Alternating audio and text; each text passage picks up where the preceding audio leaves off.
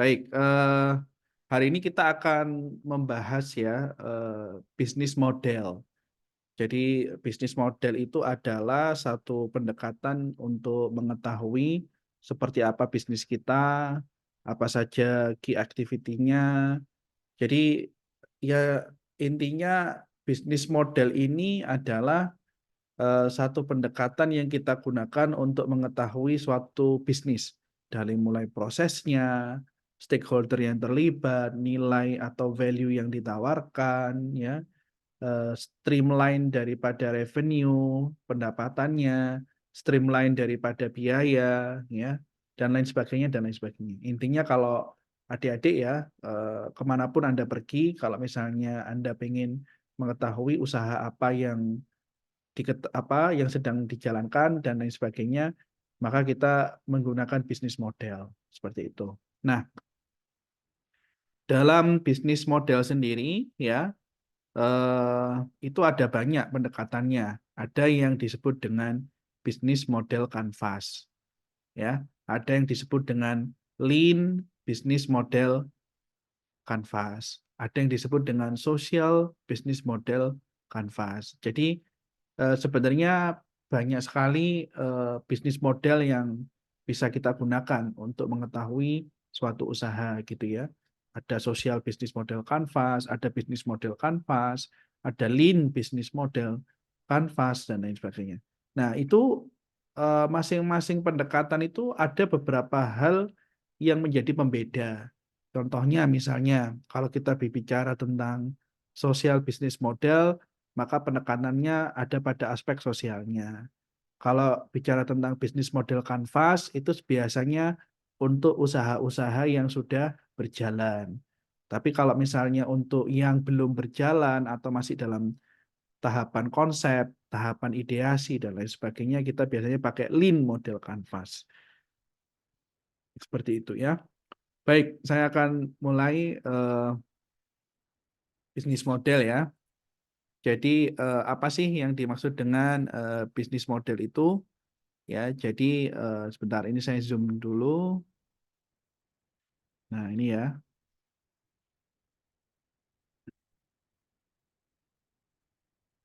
Oke.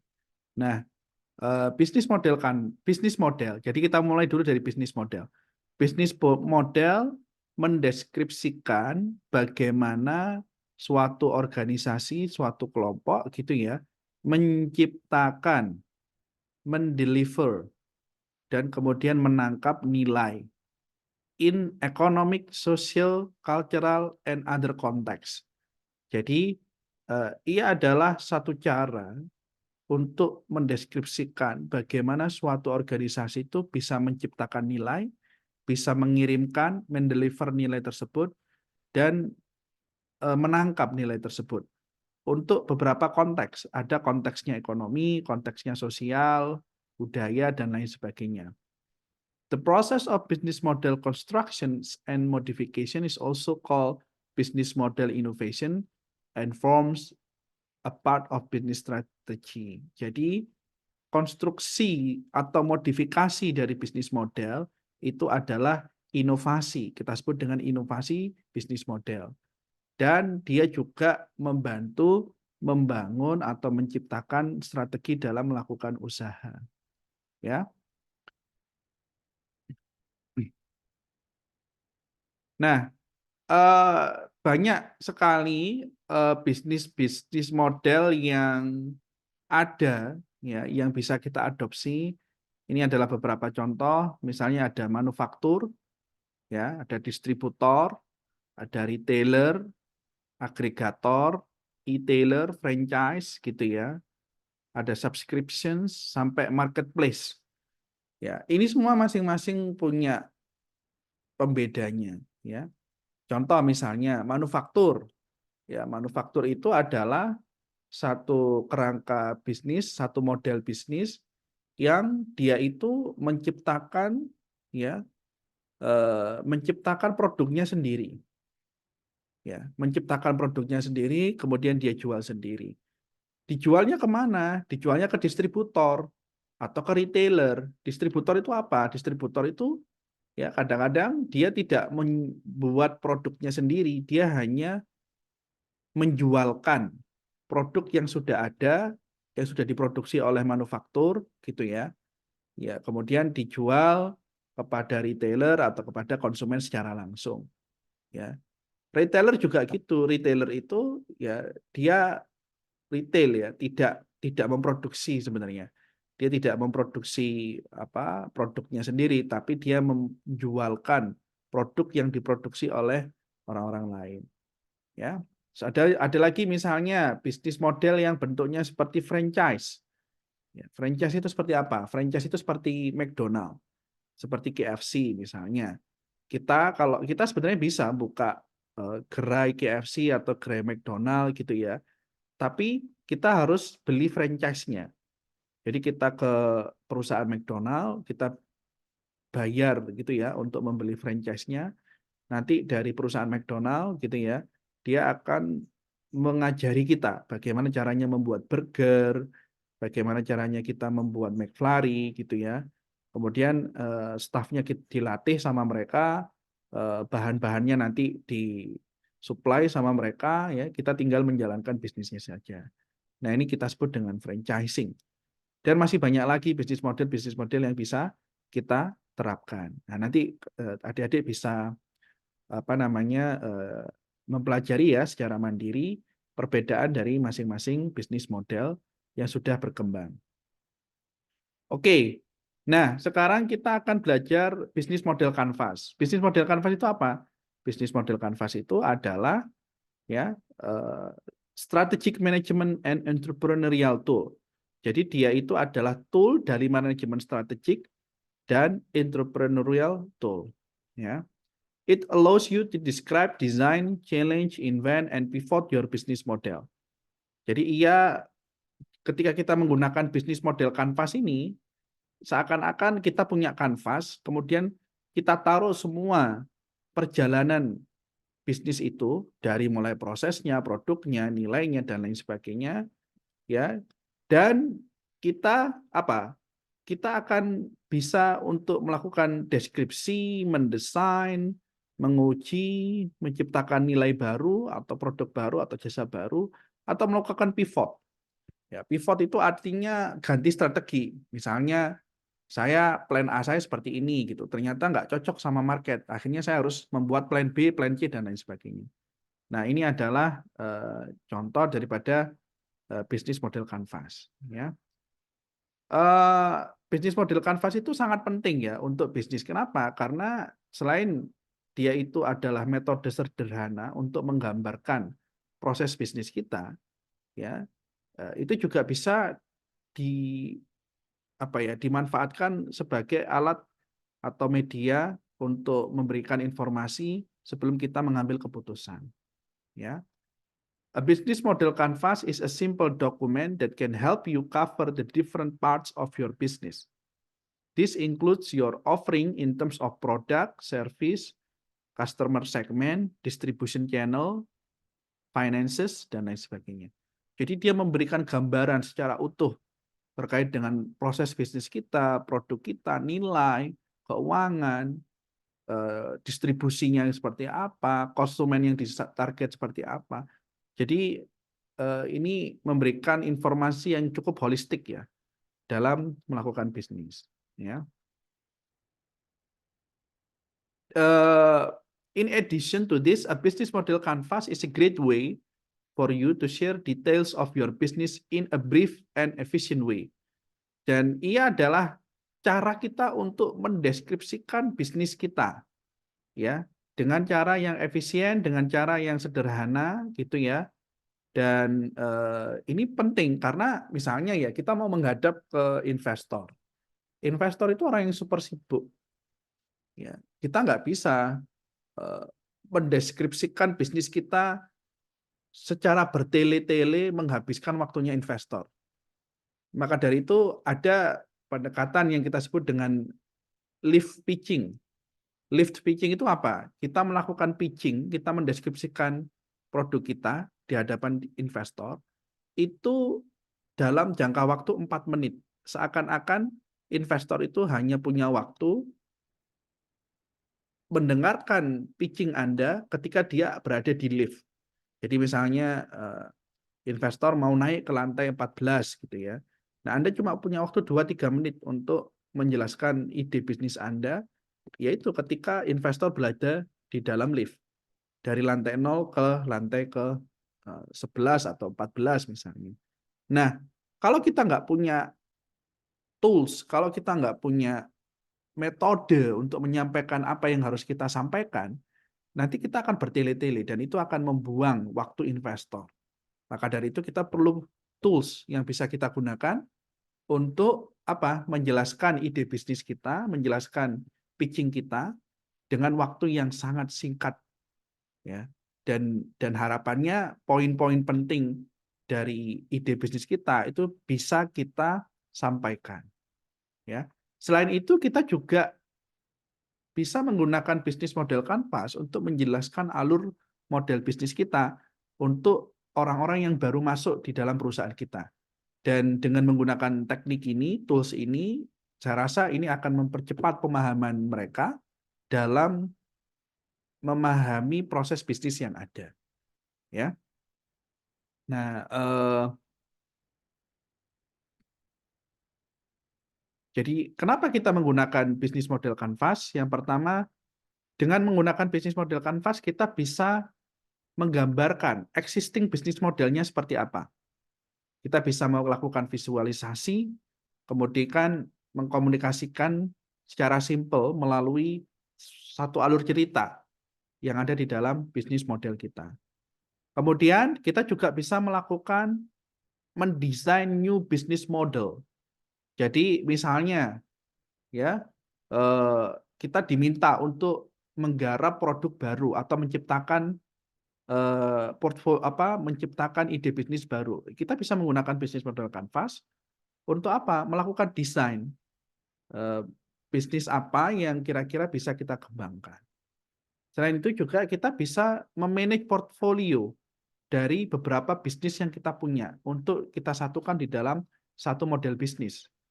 Ya, jadi misalnya kita punya existing banyak nih model bisnis 1, model bisnis 2, model bisnis 3, kita bisa satukan menjadi portfolio dengan menggunakan bisnis model Canvas.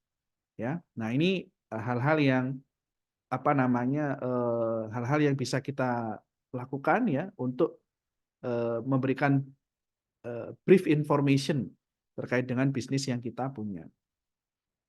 Nah, jadi kalau bisnis model Canvas itu kan banyak ya metodenya. Nah, metode yang akan kita pelajari yang secara spesifik itu adalah Lean Canvas. Ya, Lean Canvas itu apa? Lean Canvas itu adalah satu halaman page, ya, one page business plan, template.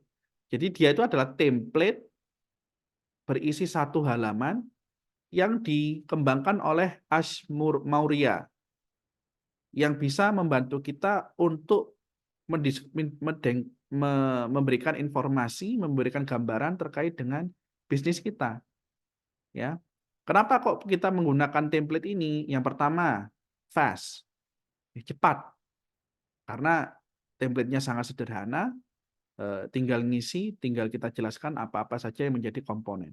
Kemudian yang kedua, portable. Portable itu apa? Portable itu ya easy to share ya with others. Bisa dalam bentuk gambar, bisa dalam bentuk kanvas, bisa dalam bentuk apapun ya, poster gitu ya. Kemudian concise, singkat. Dan yang keempat adalah efektif, tidak bertele-tele karena yang kita masukkan adalah key points ya, singkatan-singkatan gitu ya. Informasi-informasi penting, nanti detailnya kita jelaskan. Nah, ini adalah gambaran dari Lean Canvas, template-nya seperti ini. Di sini ada apa namanya? Ada 9 blok. 1, 2, 3, 4, 5, 6, 7, 8, 9. Ada 9 blok yang harus kalian isi ya nanti kita bahas satu-satu ya. Nah, dimulai dari di sini ya. Di sini ada customer segment, ada apa? Unfair advantage, distribution channel, unique value proposition, high level concept, ya, kemudian ada solusinya, key metrics, problem, cost structure, revenue stream. Jadi ada 9 blok, 9 komponen yang harus kita isi, nanti akan kita breakdown satu-satu. Baik, blok yang pertama, kita bahas tentang problem. Ya, kita bahas tentang problem. Dan di problem ini, ya kita kan di pertemuan pertama kita sudah membahas tentang problem. Ya, kita melakukan problem statement, menguji problem kita dengan litmus test, dan lain sebagainya. Jadi langkah pertama adalah kita problem, definisikan. What problem are your customer facing? Problem apa yang sedang dihadapi oleh konsumen? Ya, ya jadi kita melihat apa sih problem yang sedang dihadapi oleh konsumen. Nah, berikutnya kita melihat customer segment. Siapa calon konsumen yang kita hadapi, yang akan menjadi target kita, ya. Nah, di sini ada beberapa hal yang harus kita pertimbangkan, ya, yaitu adalah konsumen yang homogenus, ya, yang homogen, dan siapa mereka, itu harus kita definisikan. Konsumen saya adalah mahasiswa studi pembangunan, angkatan terakhir. Konsumen saya adalah mahasiswa teknik kimia yang sedang menjalankan tugas akhir. Konsumen saya adalah wanita yang berusia sekian sampai sekian, yang mereka fokus terhadap ini dan memiliki kecenderungan untuk ini, mereka juga memiliki hobi yang seperti ini. Nah, itu kita definisikan customer segment kita apa. Kemudian kita berbicara tentang solusi, ya. Berbicara tentang solusi berarti berbicara tentang bagaimana kita bisa menyelesaikan problem yang ada, ya. Solusi ini bagaimana diselesaikan. And then we discuss about unique value proposition. Ya. Unique value proposition itu apa? Unique value proposition itu adalah ya satu message, satu pesan yang menjelaskan kenapa solusi kita itu berbeda dengan yang lain dan itu worth buying. Pantas untuk kita beli, layak untuk dibeli. Makanya setiap kali kan saya mesti selalu bilang, kita harus menemukan unique value proposition kita. Unique value proposition itu apa? Sesuatu yang membedakan kita dari yang lain.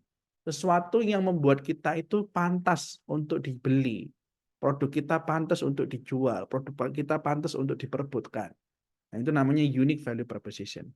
Banyak hal kita bisa melihat dari aspek kecepatannya, bisa melihat dari aspek produknya, bisa melihat dari aspek harganya, teknologinya, dan lain sebagainya.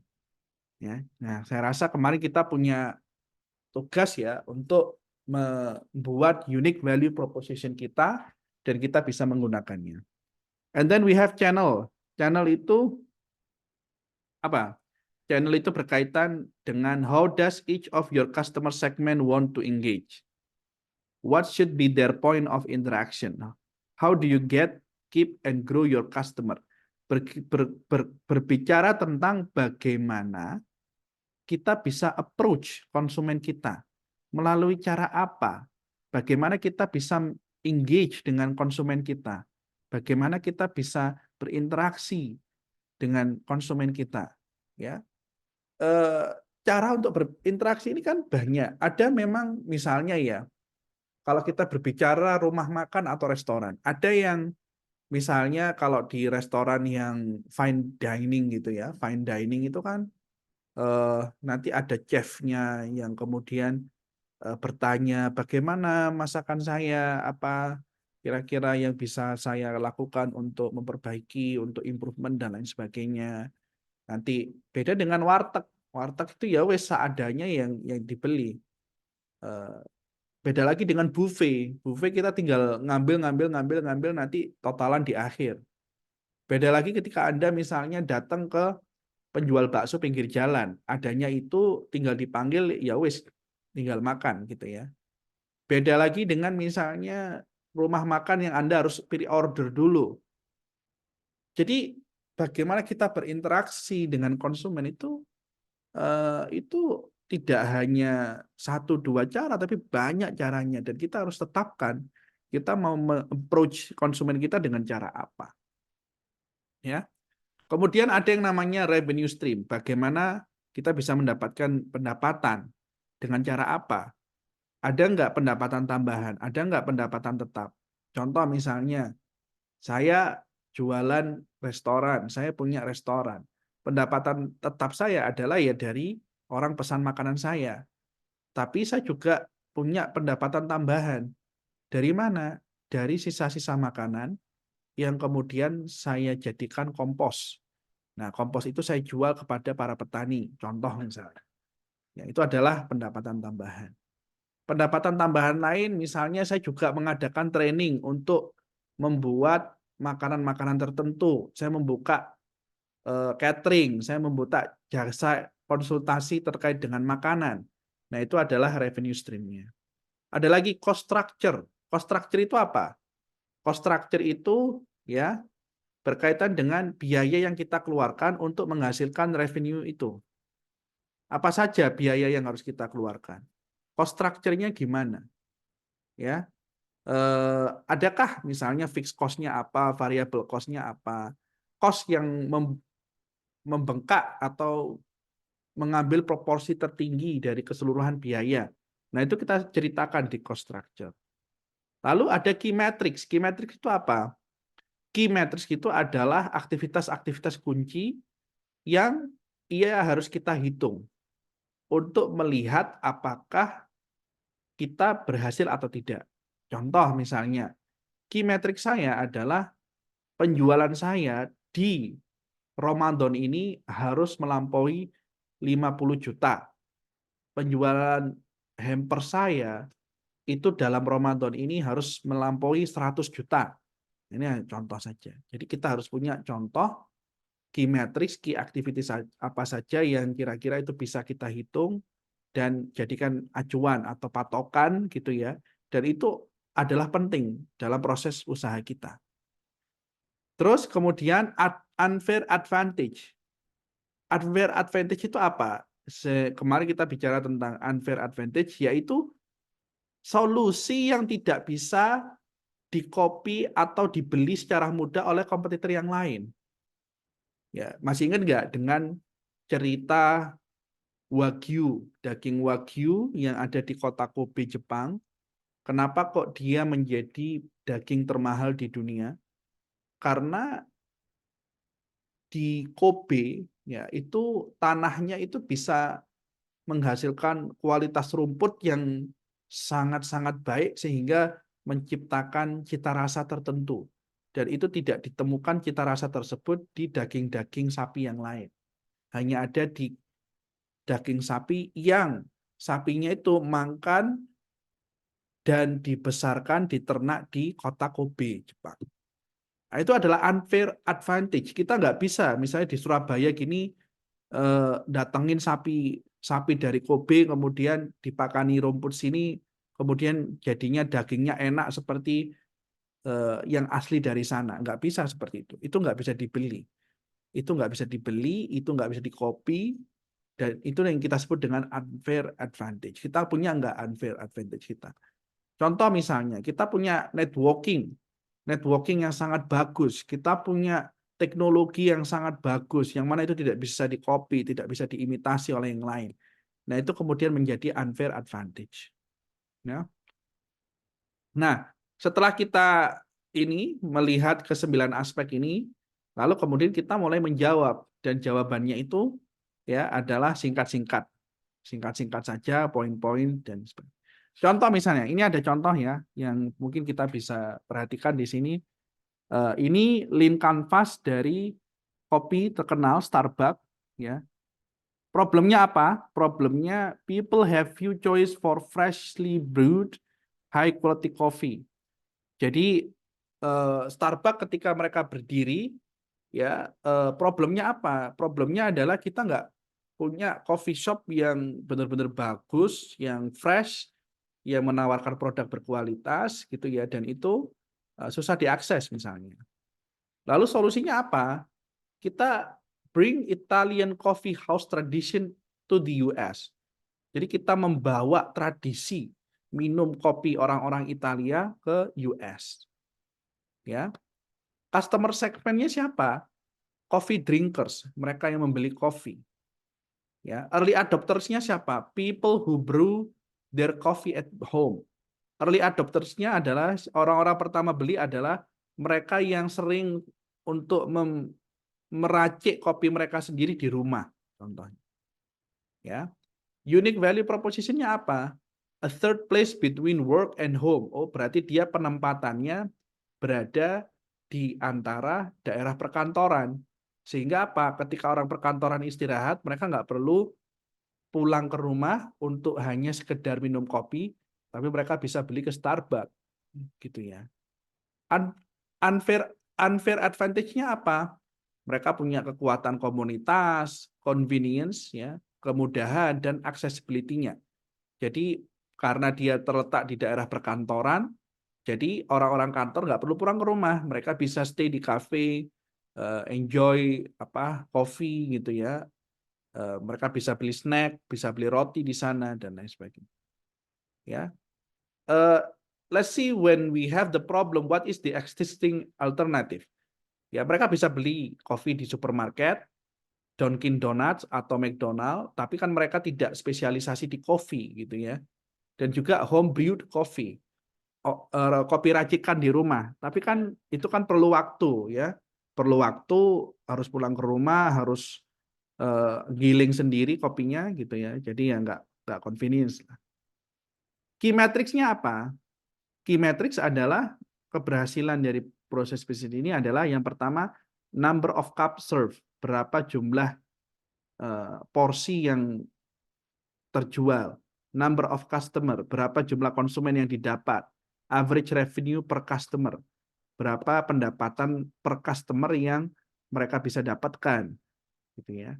Channelnya, mereka jualan di mana saja, retail store, supermarket, ada juga mereka approach konsumen dengan cara melakukan advertising, gitu ya.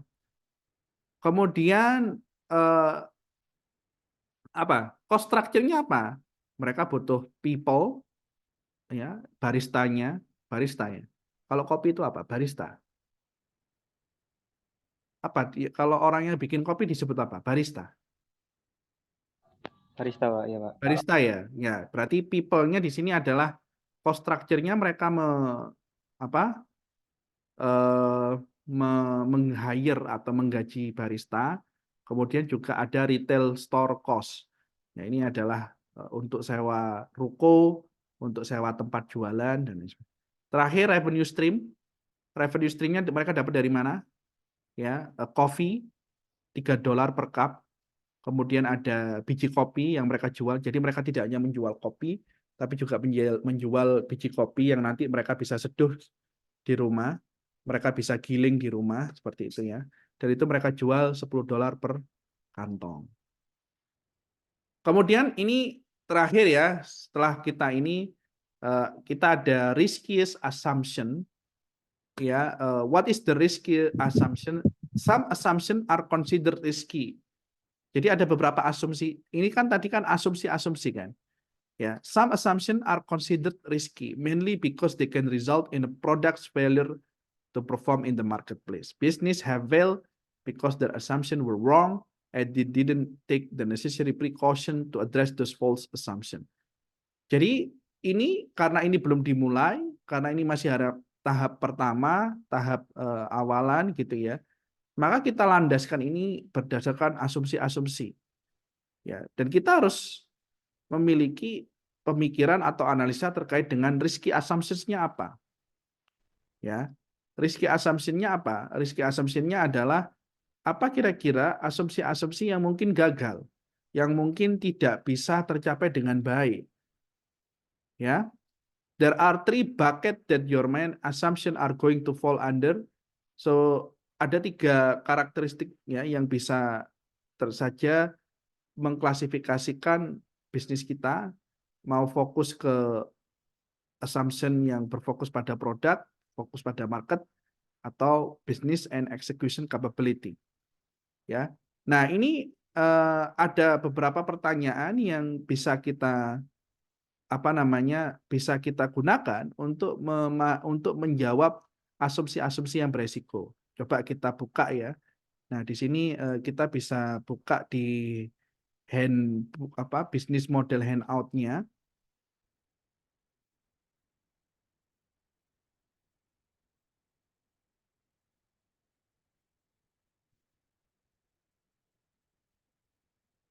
Nah, jadi ini eh,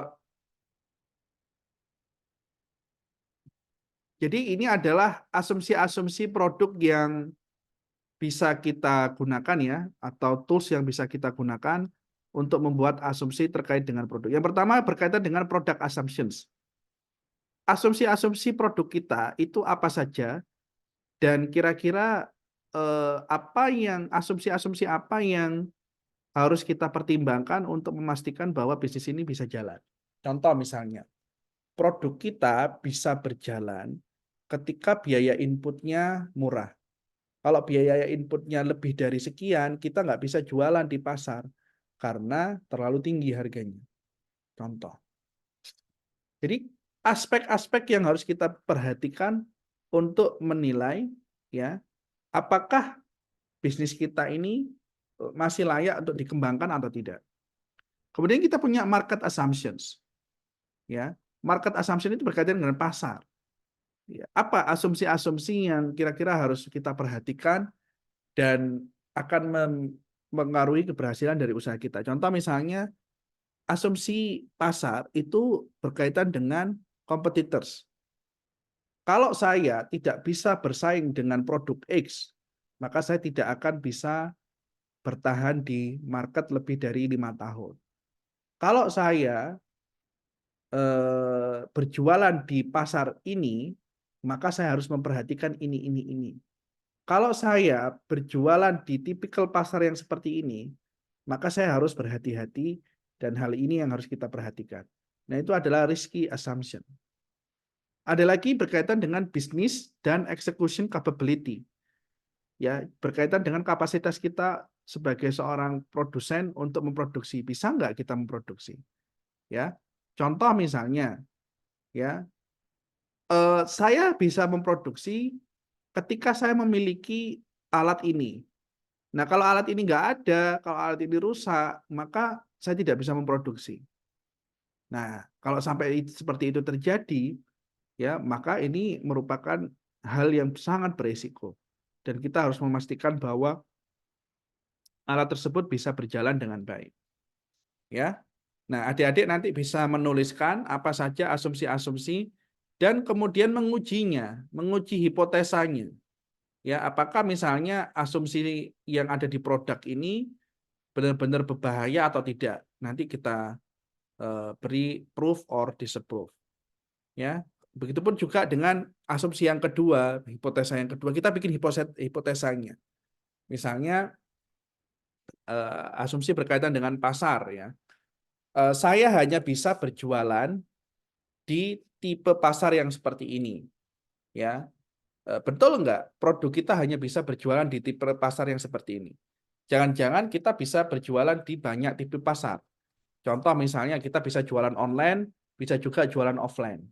Kita jualannya by order, jadi ketika ada orang pesan, atau kita bisa melakukan stok. Ya, kita bisa melakukan menyetok gitu ya, nyetok barang dan lain sebagainya. Atau kita adalah jasa, dan kalau jasa itu ya harus datang ke tempat misalnya. Nah, kita bisa menguji asumsi-asumsi itu kemudian apakah kita approve atau disapprove. Approve meaning what? Approve meaning that the assumption is very risky and it should it should impact our business. Jadi itu bisa memberi dampak kepada usaha kita. Ya, nah silakan Anda pelajari apa saja, coba nanti didiskusikan dengan tim dan pelajari kira-kira asumsi-asumsi apa saja yang perlu diperhatikan. Baik, berikut tadi sekilas ya tentang bisnis model Canvas, kemudian kita belajar tentang Lean Canvas, di mana ada 9 blok ini adalah suatu template yang bisa kita gunakan untuk menjelaskan detail usaha kita, menjelaskan bisnis kita kepada orang lain, ya, melakukan design new business or pivoting, ya. Pivot itu adalah merubah bisnis kita dari yang tadinya A menuju B, dari yang tadinya B menuju C dan lain sebagainya. Ini adalah tools, ini adalah media yang bisa kita gunakan, kita manfaatkan untuk menganalisa bisnis kita dan mengenalkannya kepada orang lain. Kita juga punya risky assumptions, asumsi-asumsi apa saja yang harus kita perhatikan, yang mana asumsi-asumsi tersebut bisa saja mempengaruhi keberhasilan kita dalam melakukan bisnis. Dilihat dari 3 aspek, ada produk, ada market, kemudian ada business capability atau execution capability-nya. Ya, ini penting untuk kita baru siapkan, untuk kita pelajari. Oke, saya rasa itu ya dari saya. Dari adik-adik ada pertanyaan?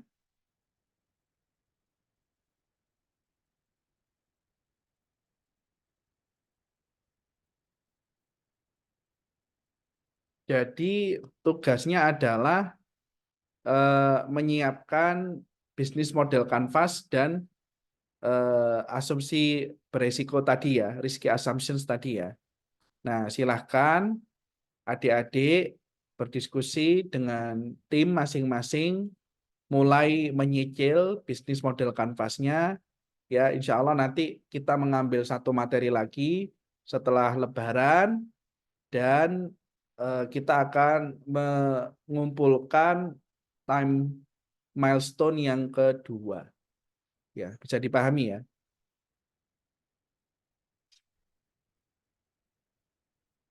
Ada Ya, pertanyaan? Bapak. Mungkin tidak ada, Pak. Oke. Nanti saya upload ya videonya, saya kasih juga video-video yang lain. Ini saya berikan akses code-nya ya, presence code-nya. Silahkan Anda absen.